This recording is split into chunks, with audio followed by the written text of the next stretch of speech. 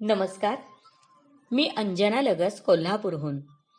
श्री यशराज पारखी लिखित doctor APJ. Abdul Kalam रहस्य मंथन या ई साहित्य प्रतिष्ठानतर्फे ऑडिओ स्वरूपात प्रकाशित पुस्तकातील मनोगताचे अभिवाचन करत आहे. लेखकाचे मनोगत. Doctor APJ. अब्दुल कलाम हे माझे दैवत आहे. मी नुकताच त्यावेळी 10वीचे शिक्षण झाल्यावर गव्हर्नमेंट पॉलिटेक्निक पुणे येथे 2001 साली डिप्लोमा पूर्ण केला. डिप्लोमानंतर पुढील शिक्षण बाहेरून पुणे विद्यापीठ येथून पूर्ण करीत असताना पुणे पिंपरी चिंचवड येथे एल्प्रो इंटरनॅशनल ह्या कंपनीत नोकरीला लागलो. त्यावेळी 25 जुलै 2002 मध्ये डॉक्टर ए.पी.जे. अब्दुल कलाम हे देशाचे राष्ट्रपती झाले. मला अजूनही आठवते, त्यावेळी सर्व न्यूज चॅनेल व वृत्तपत्रांमध्ये डॉक्टर ए.पी.जे. अब्दुल कलाम यांच्या यशोगाथाबद्दल बोलले जात होते. खरं तर मी घेतलेले डिप्लोमा शिक्षण मला कितपत योग्य आहे ह्या गोंधळात मी होतो.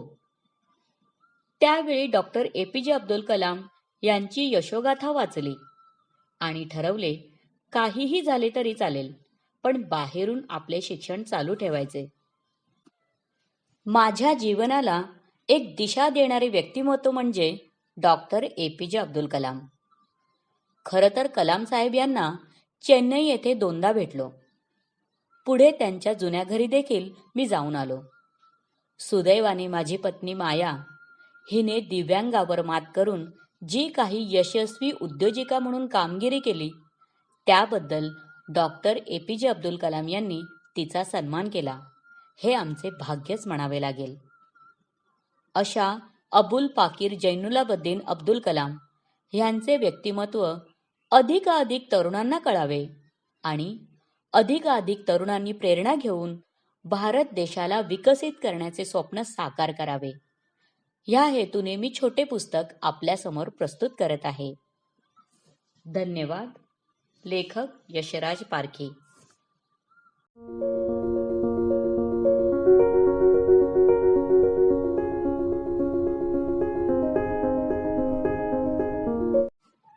नमस्कार.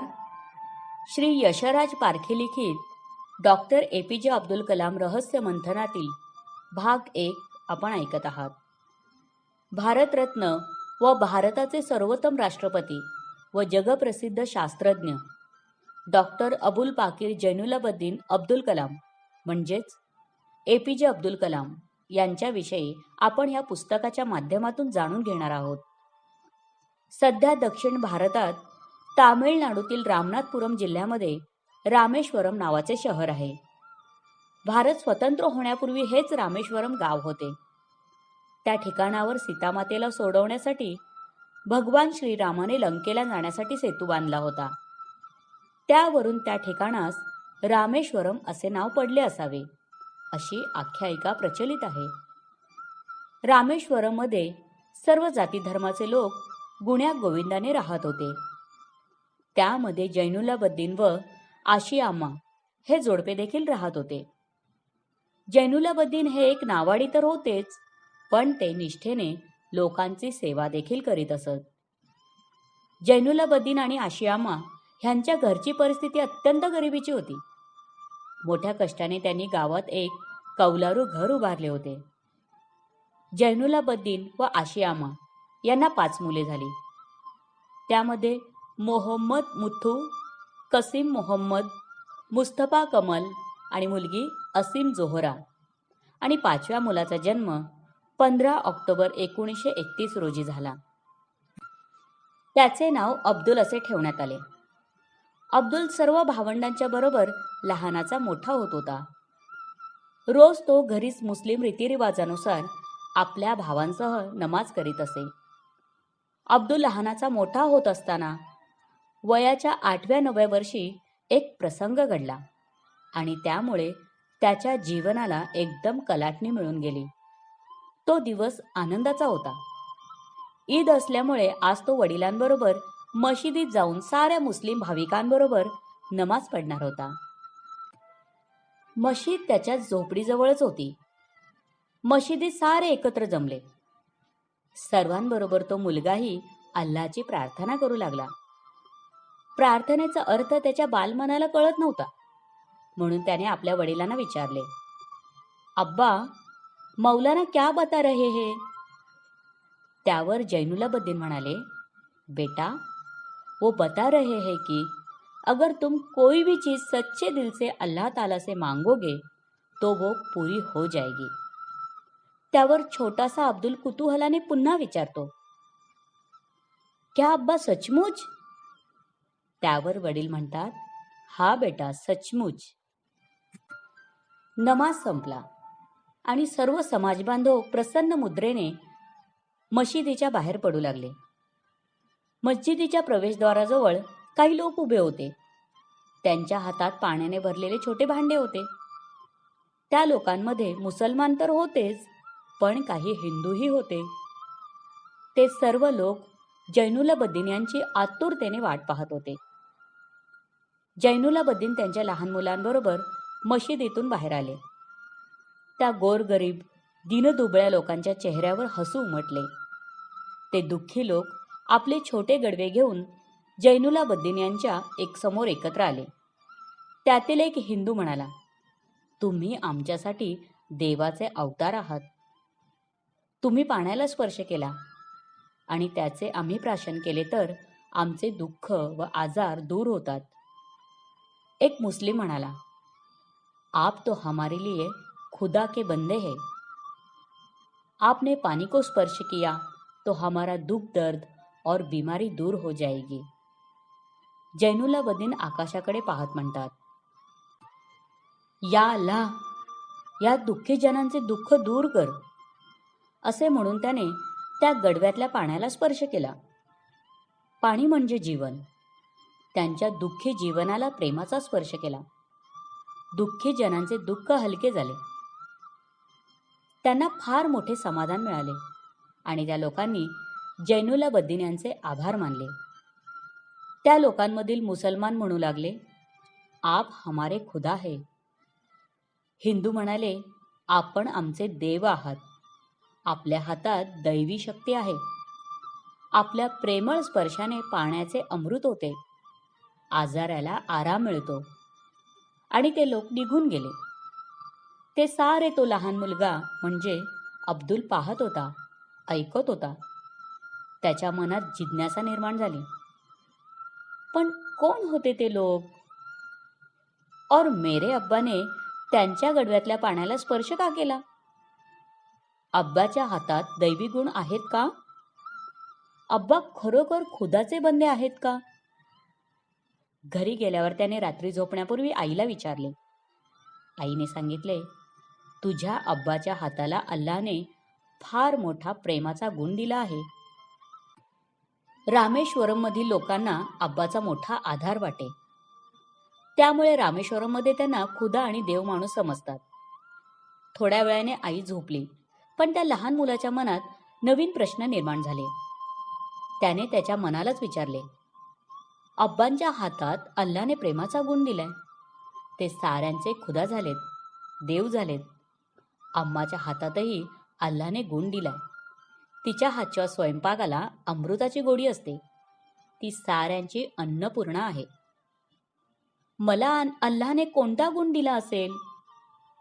या 8 वर्षाच्या मुलाच्या मनात हा प्रश्न निर्माण झाला. मी मोठा होऊन कोण होणार? मैं बडा होकर कौन बनूंगा? असा विचार करत तो झोपी गेला. पहाटे त्याचे हात पक्ष्यांच्या पंखाप्रमाणे हलू लागले आणि तो मनातल्या मनात हसू लागला. आईचे त्याच्याकडे लक्ष गेले आणि ती घाबरली. तिने त्याला हलवून जागे केले आणि म्हणाली, काय झाले? तू स्वप्न पाहत होतास की काय? तो म्हणाला, मला एक सुंदर स्वप्न दिसले. स्वप्नात निळ्या निळ्या आकाशात लहान मोठे पक्षी आपले पंख हलवून आकाशात आनंदाने विहार करीत होते. मला सुद्धा आकाशात झेप घ्यावीशी वाटली. मी पंखासारखे हात हलवून आकाशात झेप घेतली आणि उडत राहिलो. मला खूप आनंद झाला. आईने त्याला जवळ घेतले आणि ती म्हणाली, बेटा, ते तर झोपेतले स्वप्न होते. ते ऐकल्यावर छोटासा अब्दुल रडू लागतो आणि म्हणतो, आई, मला खरोखरच आकाशात उंच उंच उडायचे आहे. त्यावर आई म्हणाली, हो बेटा, तुझे उंच आकाशात उडण्याचे स्वप्न नक्कीच पूर्ण होईल. त्यासाठी तुला तुझे स्वप्न आयुष्यभर सतत जिवंत ठेवावे लागेल. अल्लाहवर निष्ठा ठेवावी लागते. अल्लाह तुला भविष्यात एखादा मोठा वैमानिक किंवा विज्ञान शास्त्रज्ञ बनवेल. पहाट झाली. मशिदीत तो मुलगा नमाज पडू लागला. अल्लाहला त्याने आपले स्वप्न सांगितले आणि प्रार्थना केली, या अल्लाह, माझे स्वप्न खरे होऊ दे. अशा प्रकारे अब्दुलने आयुष्यभर स्वप्नाला सातत्याने जागे ठेवले.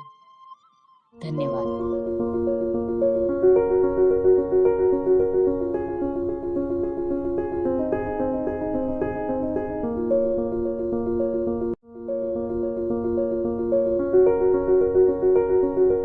नमस्कार, मी अंजना लगस, कोल्हापूरहून.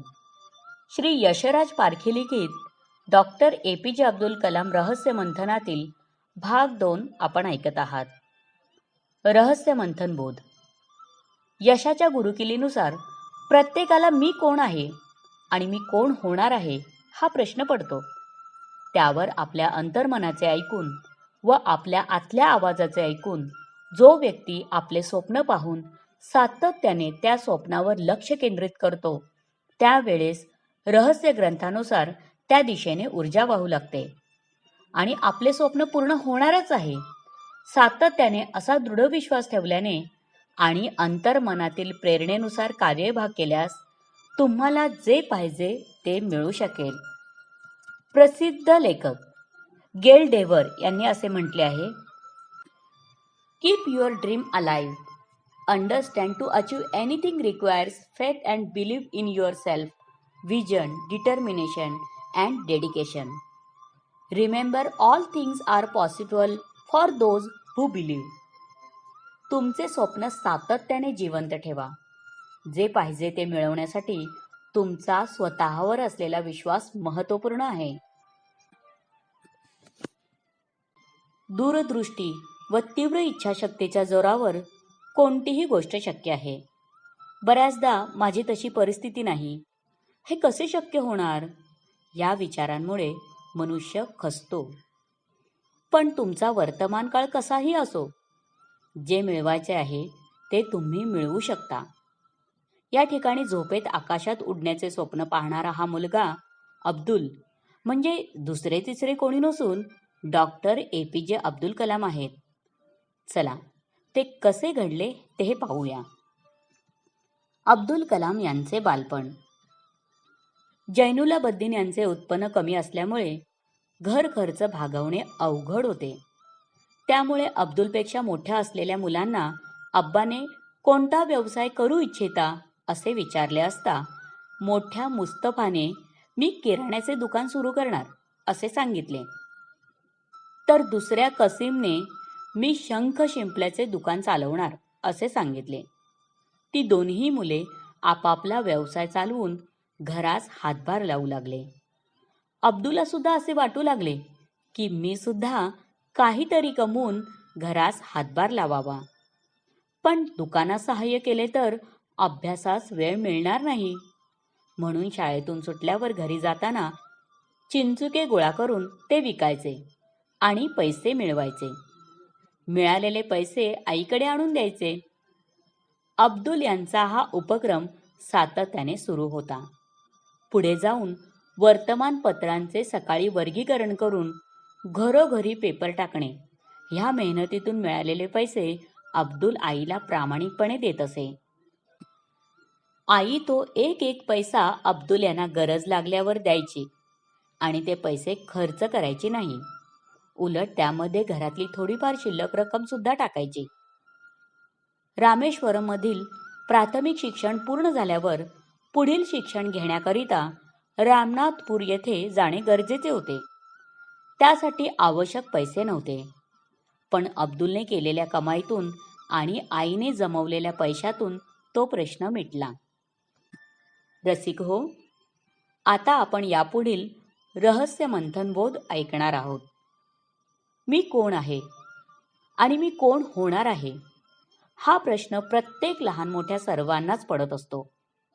त्यावर आपल्या अंतर्मनाचे ऐकून, आपल्या आतल्या आवाजाचे ऐकून जो व्यक्ती आपले स्वप्न पाहून सातत्याने त्या स्वप्नावर लक्ष केंद्रित करतो, त्यावेळेस रहस्य ग्रंथानुसार त्या दिशेने ऊर्जा वाहू लागते आणि आपले स्वप्न पूर्ण होणारच आहे.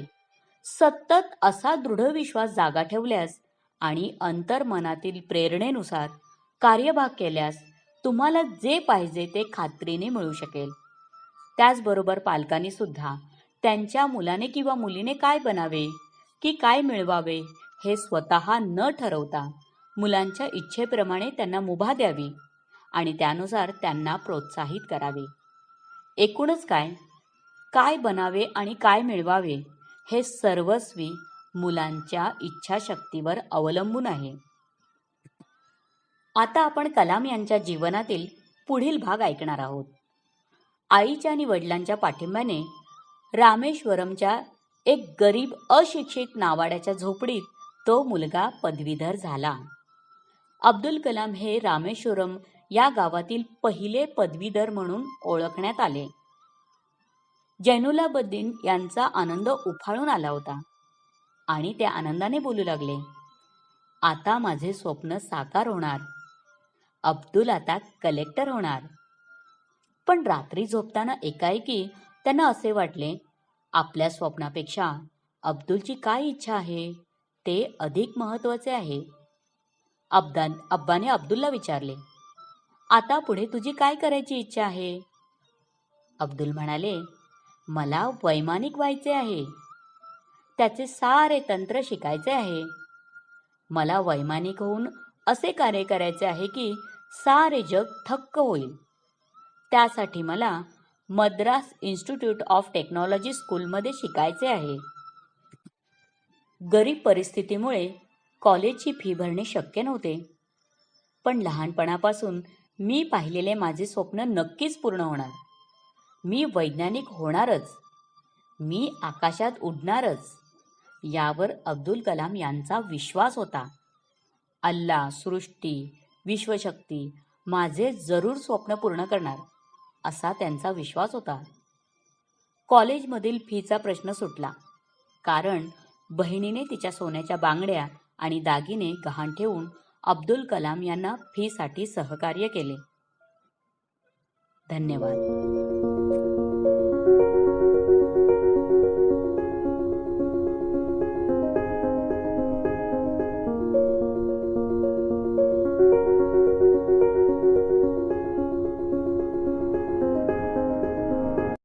नमस्कार रसिक हो, मी अंजना लगस कोल्हापूरहून. श्री यशराज पारखे लिखित डॉक्टर APJ अब्दुल कलाम रहस्य मंथनातील तिसरा भाग आपण ऐकत आहात. रहस्य मंथन बोध. जेव्हा संपूर्ण विश्वासाने तुम्हाला जे पाहिजे ते मिळण्यावर किंवा तुम्हाला जे बनायचे आहे त्याची मागणी करून त्यावर संपूर्ण विश्वास ठेवल्यावर ज्या पद्धतीने तुम्हाला 100 किलोमीटर जायचे असते, पण जसे रात्री गाडी चालवताना फक्त 100 मीटरपर्यंतचे तुम्हाला अंतर दिसते, तुम्हाला 100 किलोमीटरचे अंतर दिसत नाही. 1 पाऊल 2 पाऊल याप्रमाणे 100 मीटर 100 मीटर असे करत करत तुमचे ध्येय पूर्ण होते. पण त्याकरिता सृष्टीकडून मिळणाऱ्या प्रेरणेवर विश्वास ठेवून कार्य करायला हवे.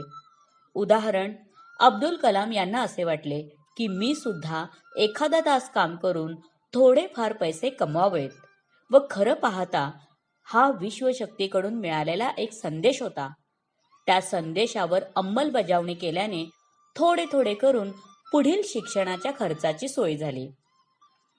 असेच परिपूर्ण श्रीमंत होण्याकरिता हा रहस्य ग्रंथाचा बोध नक्कीच उपयोगी असेल. याचा संदर्भ पुन्हा दुसऱ्या वेळेला आपल्याला समजेल. आणि वैमानिक होण्याकरिता जेव्हा एरोनॉटिकल इंजिनिअरिंगसाठी प्रवेश घेताना तीव्र इच्छाशक्तीमुळे पैशांचा प्रश्न सुटला. यावरून असा संदर्भ मिळतो की रहस्य ग्रंथानुसार तुम्हाला जे पाहिजे ते पक्के करा. ते स्वप्न जागे ठेवत विश्वास ठेवा. ते कसे होईल, काय होईल यावर चिंता करत बसू नका. सृष्टी अवश्य त्या गोष्टींची पूर्तता नक्कीच करेल. अब्दुल कलाम मद्रासच्या अभियांत्रिकी कॉलेजमध्ये इंजिनिअरिंग शिक्षण घेण्यासाठी दाखल झाले. इंजिनिअरिंगचे सारे तंत्र शिकू लागले. इंजिनिअरिंगचे शिक्षण घेताना शिष्यवृत्ती मिळाल्यामुळे शिक्षणाच्या खर्चाची चिंता मिटली. अब्दुल कलाम यांना फक्त ज्ञान ग्रहण करण्याचे व्यसन होते, वाचनाचे व्यसन होते. एकदा एका पुस्तक प्रेमी नेत्याने त्यांना विचारले, तुम्हाला बायबलने कोणते मर्म सांगितले? अब्दुल म्हणाले, एकच मर्म सांगितले, मागा म्हणजे मिळेल. कदाचित आत्ताच मिळणार नाही, पण एक दिवस नक्कीच मिळेल. आता आपण यापुढील रहस्य मंथनबोध ऐकणार आहोत. बायबल वाचल्यानंतर रहस्य ग्रंथाचा संदर्भ बायबलमध्ये सुद्धा आहे. 3000 वर्षांपासून चालत आलेले रहस्य अब्दुल कलाम यांना समजले. अब्दुल कलाम यांचे पायलट बनायचे स्वप्न होते, पण योग्य मार्गदर्शन न मिळाल्याने त्यांनी BSc ॲडमिशन घेतले व शिक्षण घेत असताना फायनल वर्षात त्यांना कळले की पायलट बनायचे असेल तर त्यासाठी एरोनॉटिकल इंजिनिअरिंगमध्ये शिक्षण घ्यावे लागते. मार्गदर्शक नसल्यामुळे आयुष्यातील 3 वर्ष वाया घालवले असे त्यांना वाटले. त्या दिवशी ते खूप खूप रडले. आपल्यासारखे इतर तरुणांचे वर्ष वाया जाऊ नये म्हणून आपण यशस्वी झाल्यावर तरुणांचे मार्गदर्शक होऊ. त्याप्रमाणे कलाम यांनी आयुष्याच्या शेवटच्या श्वासापर्यंत कार्य केले.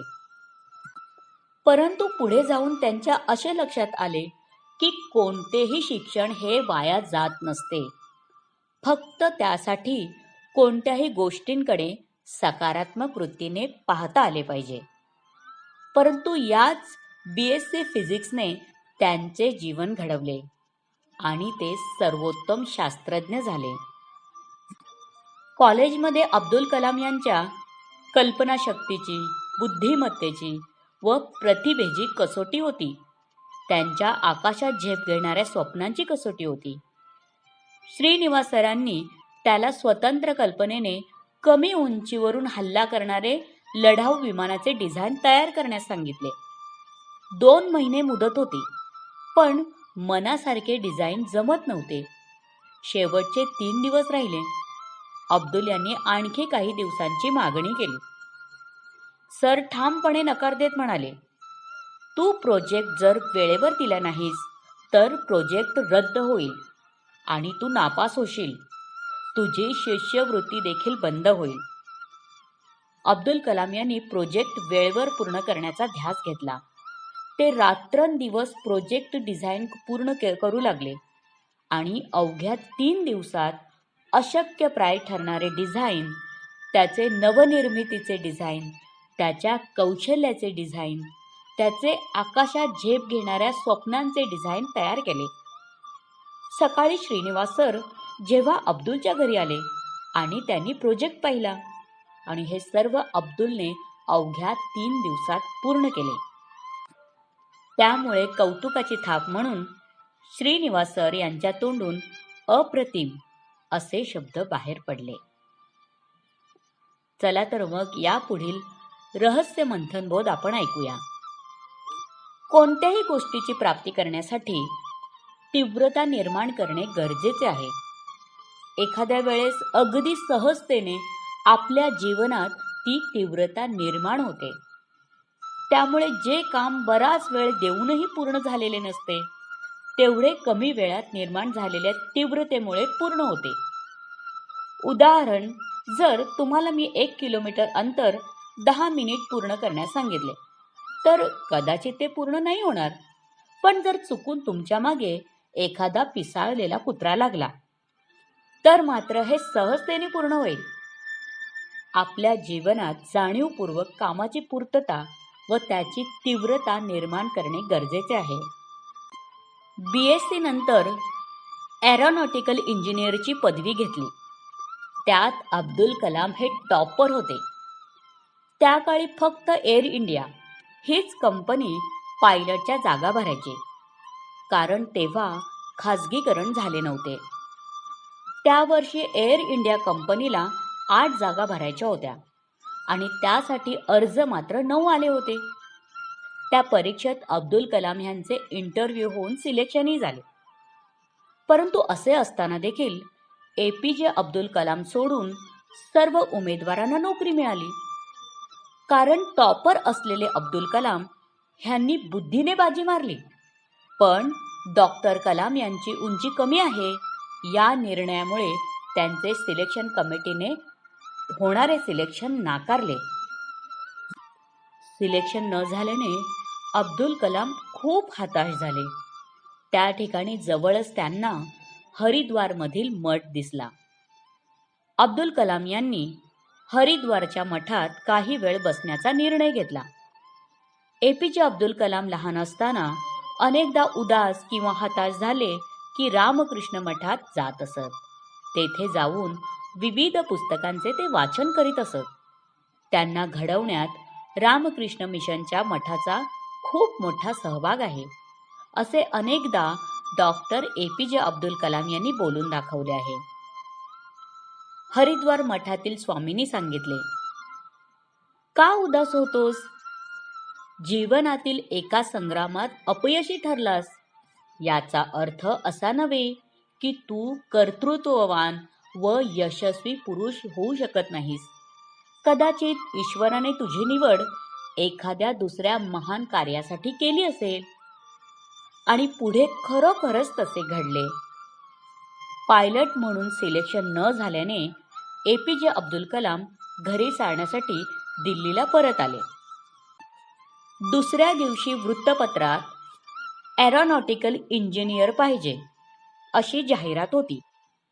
ती जाहिरात विक्रम साराभाई यांनी दिली होती. पगार एअर इंडियाच्या दुप्पट होता. विशेष म्हणजे त्या ठिकाणी इंटरव्ह्यूसाठी पुन्हा तेच 8 कॅन्डिडेट आले होते. एकच जागा असल्याने कोणातरी एकाचे सिलेक्शन होणार होते.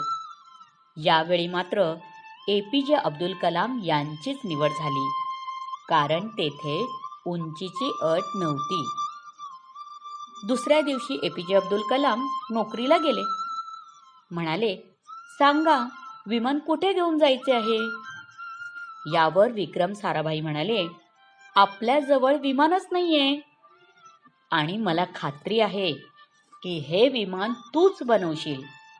आणि पुढे जाऊन विक्रम साराभाई यांचे बोलणे खरे झाले आणि APJ अब्दुल कलाम यांनी विमाने तर बनवली, पण त्याही पुढे जाऊन त्यांचे शिक्षण चालू ठेवले आणि डॉक्टरेट पदवी देखील मिळवली. धन्यवाद.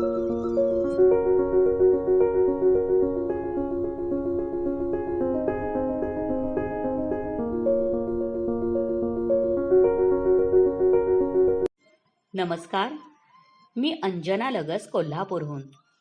श्री यशराज पारखी लिखित डॉक्टर APJ अब्दुल कलाम रहस्य मंथनातील 4था भाग आपण ऐकत आहात. रहस्य मंथन बोध.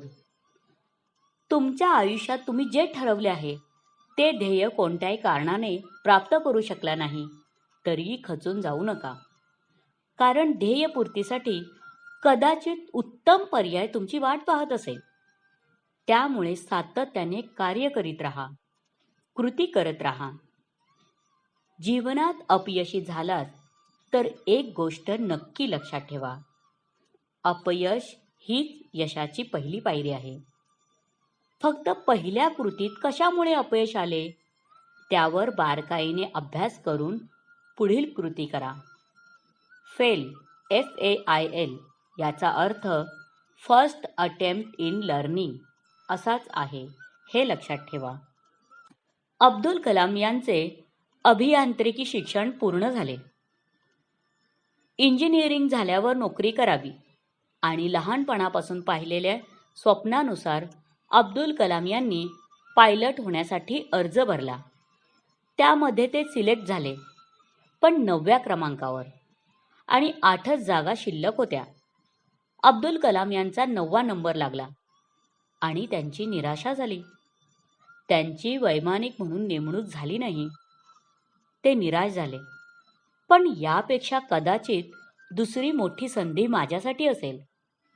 आजचे अपयश उद्याचे यश म्हणून नैराश्य झटकून अब्दुल कलाम उभे राहिले आणि खरोखरच तसे झाले. दिल्लीमध्ये विज्ञान शाखेत वैज्ञानिकांसाठी त्यांनी अर्ज केला होता आणि त्यांची संरक्षण खात्याचे प्रमुख विज्ञान अधिकारी यापदी नेमणूक झाली. लहानपणापासून पाहिलेले स्वप्न पूर्ण झाले. सर्वांचा आनंद गगनात मावेनासा झाला. अब्दुल कलाम ज्या संरक्षण खात्यात वैज्ञानिक म्हणून होते, तेथे लढाऊ विमानावर संशोधन केले जात असे. त्यामध्ये अब्दुल कलाम यांनी आणखी स्वप्न पाहिले, ते म्हणजे लढाऊ बिनपंख्याचे विमान, हवेत सहज उडणारे विमान, कोणतेही धक्के न खाता अलगद उडणारे विमान, खडकाळ जमिनीवर खोल दऱ्याखोऱ्यातून पाण्यावर चालणारे विमान, सारे मोठे मोठे अडथळे सहज पार करून आपले लक्ष्य गाठणारे विमान. ओव्हरक्राफ्ट लढाऊ विमान बनवण्याची. पुढे वैज्ञानिक अब्दुल कलाम यांच्यावर ओ.पी. मोदीरता या केंद्राचे डायरेक्टर यांच्याद्वारे फार महत्त्वपूर्ण जबाबदारी सोपवण्यात आली. ह्या मिळालेल्या संधीचे सोने करत फक्त प्रबळ इच्छाशक्ती, दृढ विश्वास आणि सांघिक भावनेने काम करण्याच्या प्रवृत्तीमुळे नंदी नावाचे होवरक्राफ्ट विमान त्यांनी तयार केले. कलामांचा नंदी भारतीय विज्ञानात क्रांतीची नांदी ठरला. कलाम यांच्या नेतृत्वाखाली बनलेल्या नंदी विमानाची चाचणी घेण्यासाठी भारताचे संरक्षण मंत्री कृष्ण मेनन येणार होते. या नंदी विमानाची ही पहिली चाचणी होती. त्यामुळे सर्वांच्या मनात भीती निर्माण झाली.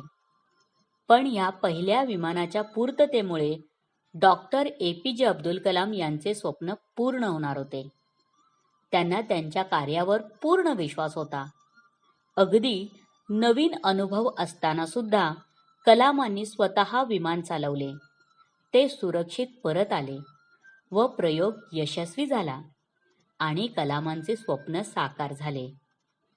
अब्बा आणि अम्मीने लग्नाविषयी विचारले असता, माझे लग्न झालेले आहे. तिचे नाव आहे तंत्रकला आणि विज्ञान कला, असे त्यांनी सांगितले. विज्ञान कार्यात मी वाहून घेणार आहे. माझ्या मातृभूमीची निस्वार्थ सेवा करणार आहे. पुढील काळात आपल्या प्रतिभेने व कौशल्याने एक एक नवीन अग्नी, पृथ्वी, धनुष्य, आकाश अशी अनेक क्षेपणास्त्र त्यांनी निर्माण केली. या क्षेपणास्त्राने अवकाशात झेप घेतली. कलामांच्या कर्तृत्वाचे मोल झाले. एका स्वप्नाची पूर्तता झाल्यानंतर दुसऱ्या गोष्टीची मागणी करणे योग्य ठरते. त्यानुसार पुढे डॉक्टरची स्वप्ने पाहिली. ती देखील पूर्ण झाली. सर्व जगातील तरुणांसाठी त्यांनी एक चैतन्यमय स्वप्नपूर्तीची साखळी निर्माण केली. त्यांना अनेक विद्यापीठांनी डॉक्टर ऑफ सायन्स ही पदवी दिली. अब्दुल कलाम आता डॉक्टर ए.पी.जे. अब्दुल कलाम झाले. पद्मभूषण, नंतर पद्मविभूषण आणि भारताचा सर्वोच्च बहुमानाचा किताब भारतरत्न त्यांना मिळाला. त्यानंतर डॉक्टर कलाम यांनी भारतातील प्रथम नागरिक होण्याचे राष्ट्रपती पदाचे स्वप्न पाहिले. ते स्वप्न देखील पूर्ण झाले. खरं पाहता हे एक स्वप्नपूर्तीचे राजेच आहेत. Bharat Ratna doctor APJ. अब्दुल कलाम यांचा साऱ्या देशाला अभिमान वाटेल. या नवनिर्मितीच्या शिल्पकाला 25 जुलै 2002 रोजी साऱ्या देशाच्या जनतेने राष्ट्रपती पदावर निवड केली. धन्यवाद.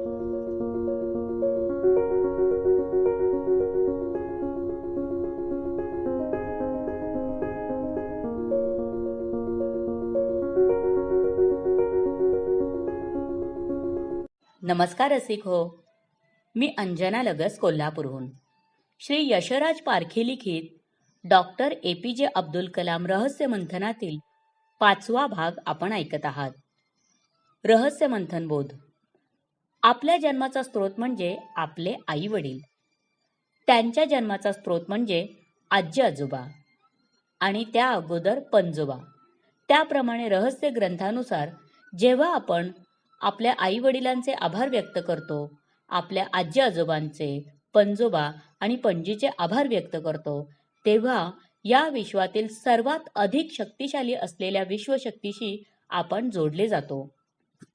आणि विश्वशक्तीशी जोडल्यावर तुमची मागणी अगदी सहजतेने पूर्ण होते.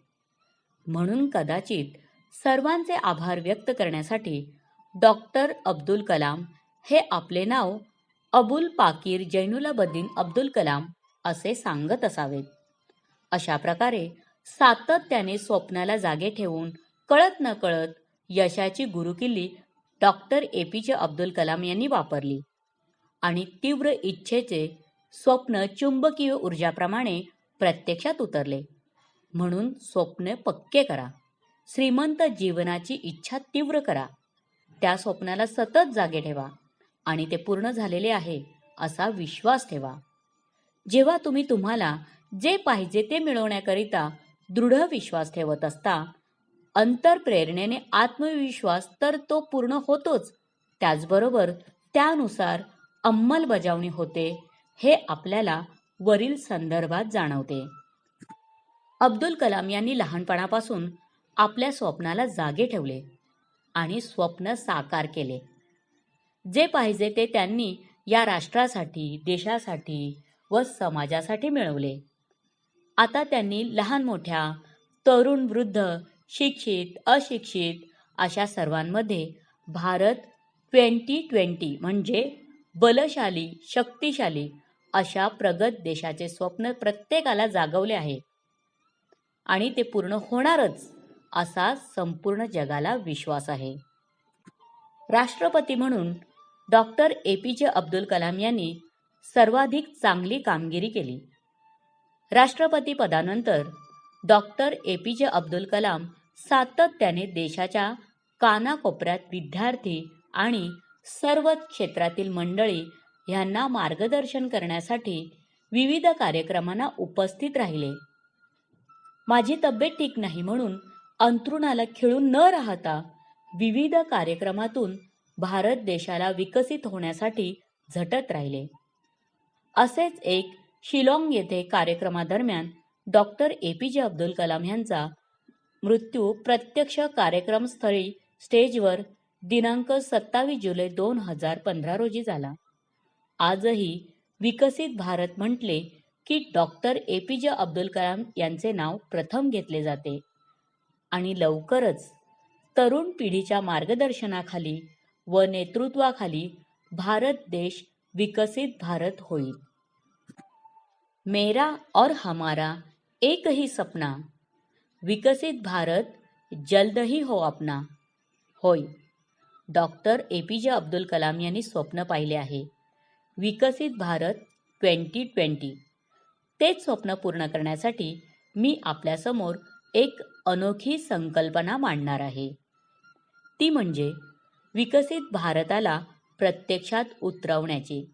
त्यासाठी मला काय करायचे आहे किंवा त्यामुळे मला काय फायदा होणार, असाच प्रश्न तुम्हाला पडला असेल ना. मी आणि माझे सहकारी यांनी ठरवले की आपण सर्वांनी मिळून 95% स्वार्थी होऊन जीवन जगायचे. होय, स्वार्थी होऊन जीवन जगायचे. आपल्या जीवनात 95% आपण फक्त आपल्या स्वतःचा, आपल्या कुटुंबाचा, आपल्या आईवडिलांचा आणि आपल्या मुलामुलींचा विचार करायचा. आपल्याबरोबरच घरातील सर्वांना उत्तम आरोग्य, दीर्घायुष्य, चांगले राहणीमान, चांगले शिक्षण, खरी श्रीमंती आणि समृद्धी कशी लाभेल ह्याचाच विचार करायचा. तुम्ही म्हणाल, अहो सध्या आम्ही 100% ह्यासाठीच तर जीवन जगत आहोत. अगदी बरोबर ओळखलेत. आता फक्त थोडासा बदल करायचा आणि 100% ऐवजी 95% स्वार्थी जीवन जगायचे. आणि 5% जीवन हे मात्र आपल्या भारत देशासाठी जगायचे. तुमच्या मनात प्रश्न आला आहे ना, हे सर्व कशासाठी? थोडे अजून वाचा म्हणजे तुम्हाला सविस्तर समजेल. आपण उद्योगधंदा किंवा नोकरी किंवा कोणतेही प्रोफेशन कशासाठी करतो? त्याचे उत्तर आहे माझ्या स्वतःसाठी, माझ्या कुटुंबासाठी. बरोबर ना? मग विचार करा, दिवसभर तुमचे कुटुंब किती वेळ तुमच्या सोबत आहेत? गणित केले तर लक्षात येईल की तुम्ही तुमच्या कुटुंबातील सर्वांबरोबर केवळ 5% क्वालिटी टाइम देता आणि उर्वरित वेळ तुमच्या कुटुंबातील अधिकाधिक व्यक्ती ह्या समाजामध्ये इतरांच्या बरोबर 95% आहेत. म्हणजे तुमचे कुटुंब चांगले राहणे, सुरक्षित राहणे व त्यांची प्रगती होणे ह्यासाठी तुम्ही इतरांवर अवलंबून असता. चला तर मग आपल्याला हे समजले की सर्वांनी 95% स्वार्थी होऊन स्वतःसाठी आणि कुटुंबासाठी जगायचे आणि 5% देशासाठी म्हणजे भारताला विकसित होण्यासाठी जगायचे. 5% जीवन देशासाठी म्हणजे नक्की काय?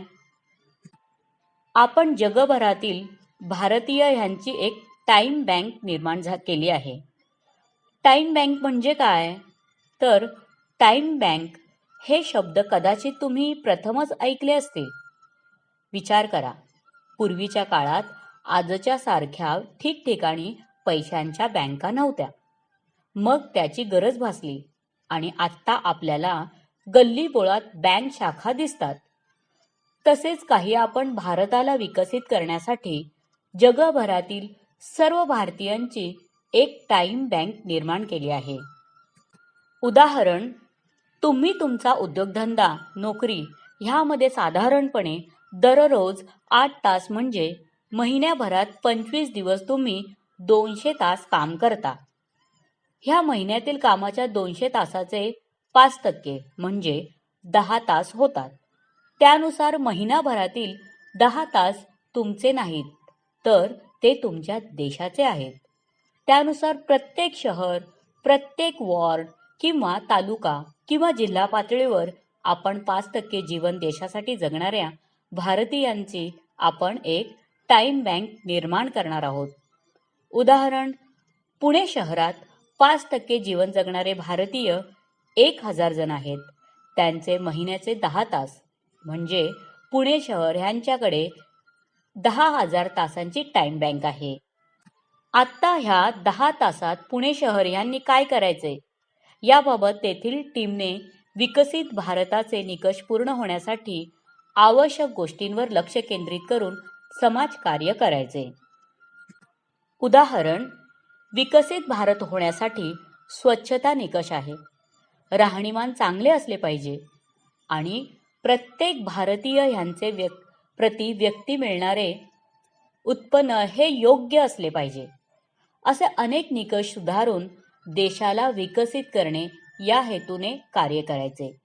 म्हणजेच 130 करोड जनतेपैकी केवळ 5% जनता विकसित भारतासाठी कार्य करण्यास सुरुवात केली तर एका महिन्यात 6.5 करोड जनता आणि त्यांचे 10 तास म्हणजे दर महिन्याला विकसित भारत होण्यासाठी 65 करोड तासांची टाइम बँक निर्माण होईल आणि ह्या 65 करोड तासांच्या माध्यमातून भारत देश नक्कीच विकसित होण्याच्या दिशेने कार्य करेल.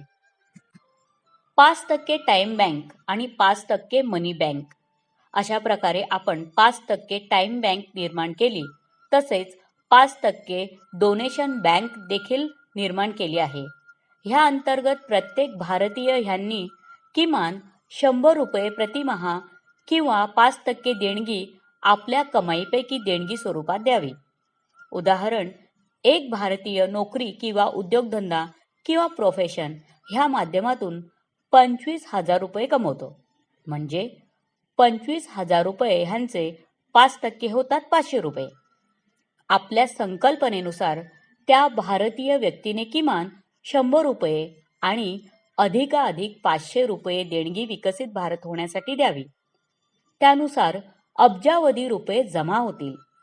परंतु हे अब्जावधी रुपये केवळ आणि केवळ विकसित भारत होण्यासाठीच खर्च करण्यात यावे. हे खर्च कोण करणार? 5% जमा झालेली देणगी खर्च कोण करणार आणि कोठे करणार आणि कशासाठी करणार? जसे मी वर सांगितले आहे की 5% जीवन जगणाऱ्या व्यक्तीची टाइम बँक निर्माण करून आपण कृतीमध्ये आलो, परंतु अनेक कामे पूर्ण करण्यासाठी निधी आवश्यक आहे. तो निधी देखील त्या ठिकाणच्या स्थानिक टीमने खर्च करावा व त्यांचे सोशल ऑडिट करून त्याचा हिशोब जगासमोर ठेवावा. ह्या संकल्पनेत भारत देशाबाहेरील भारतीय ह्यांचा कसा रोल राहील व त्यांनी कसे काम करायचे? कोणत्याही देशात जेथे भारतीय आहेत त्या देशात भारतीय ह्यांनी टाइम बँक व डोनेशन बँक निर्माण करून त्यांनी देशाला सहकार्य करावे. शिवाय सोशल मीडिया व इतर मीडियाच्या माध्यमातून देशात कार्यरत असणाऱ्या विकसित भारत स्थानिक टीमला मार्गदर्शन करावे व आवश्यक ते सहकार्य करावे. एकूणच विकसित भारत आता शक्य आहे. धन्यवाद.